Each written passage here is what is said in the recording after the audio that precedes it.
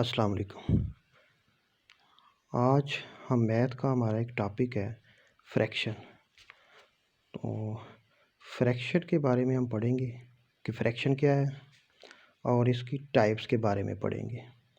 सबसे पहले हमें पता ये होना चाहिए कि फ्रैक्शन क्या है। वो fraction is a part of whole things. इसको हम कह सकते हैं कि किसी भी चीज़ का part. Fraction is a part of whole thing. जैसे कि ये हमारे पास एक शेप है, तो इसको हम फ्रैक्शन फॉर्म में जब लिखते हैं तो 3/4 हम इसको लिखेंगे। तो 3 इसमें जो है ना, इसको नोमिनेटर बोलते हैं और 4 को डिनोमिनेटर। तो अपर पार्ट जो होता है उसको न्यूमरेटर बोलते हैं और जो लोअर पार्ट होता है फ्रैक्शन में उसको डिनोमिनेटर बोलते हैं। तो ये फ्रैक्शन के दो पार्ट हैं। तो इसकी टाइप्स के बारे में हम पढ़ेंगे। इसमें जैसे कि प्रॉपर फ्रैक्शन है। तो प्रॉपर फ्रैक्शन जो है ना, ऐसी फ्रैक्शन होती है कि जिसमें जो नोमिनेटर होता है ना, उसकी वैल्यू लेस होती है डिनोमिनेटर से। जैसे कि 7/9 है और इसी तरह ये 8/10 है। तो इसमें 8 जो है ना, ये लोअर है 10 से। तो प्रॉपर फ्रैक्शन इसी को कहते हैं कि जिसमें अपर पार्ट की वैल्यू जो होती है ये लो होती है लोअर पार्ट से। तो ये प्रॉपर फ्रैक्शन है। तो जो इम्प्रॉपर फ्रैक्शन है ना, उसको हम इस तरीके से लिख सकेंगे जैसे कि 6/5, 11/10। और हम इसकी एग्जांपल इस तरह भी लिख सकते हैं, यानी कि 13/13, 4/4, इस तरीके से।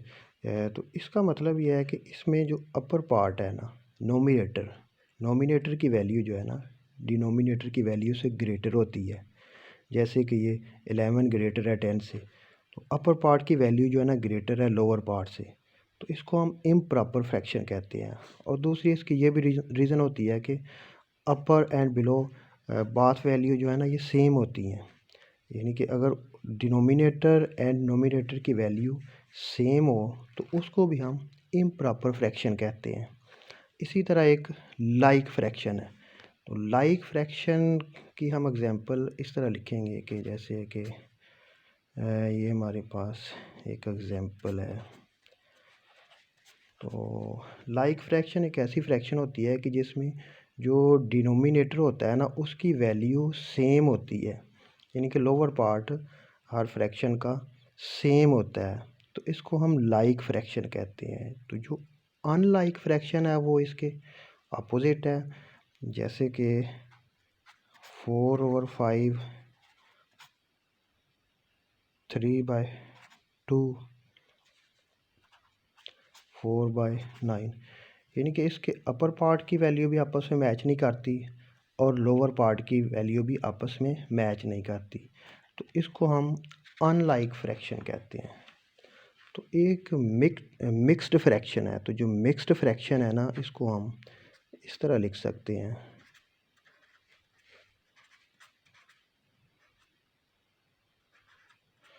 ये मिक्स्ड फ्रैक्शन की एग्जांपल है। मिक्स्ड फ्रैक्शन में नेचुरल नंबर के साथ एक प्रॉपर फ्रैक्शन जो है ना लिखी जाती है।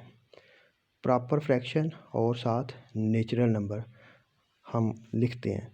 तो अगर हम इसको सॉल्व करें तो सॉल्व करने के बाद ये मिक्स्ड फ्रैक्शन जो है ना, ये इम्प्रॉपर फ्रैक्शन बन जाती है। जैसे कि 3 को 1 से मल्टीप्लाई करें तो 3 आ गया और 2 इसमें ऐड करें तो ये 5/3। तो ये इम्प्रॉपर फ्रैक्शन बन जाती है। अब हम इक्विवेलेंट फ्रैक्शन के बारे में जानेंगे कि इक्विवेलेंट फ्रैक्शन क्या है। तो इक्विवेलेंट फ्रैक्शन जो है ना, इसकी हम एग्जांपल लिखेंगे 2/3 एंड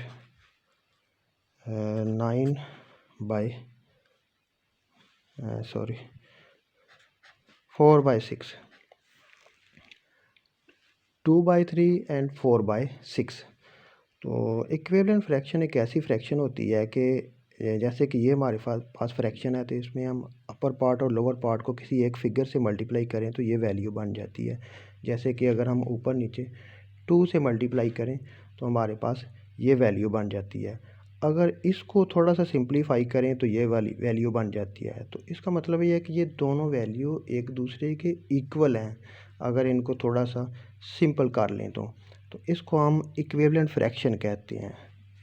इसी तरह एक डेसिमल फ्रैक्शन है। तो डेसिमल फ्रैक्शन एक ऐसी फ्रैक्शन होती है कि जिसका जो डिनोमिनेटर पार्ट होता है ना, उसमें 10, 100, 1000 इस तरह की वैल्यू लिखी जाती है डिनोमिनेटर पार्ट में। तो ये टाइप्स थी फ्रैक्शन की। तो ये वेरी सिंपल सा टॉपिक था। तो उम्मीद है कि आपको इसकी समझ आ गई होगी।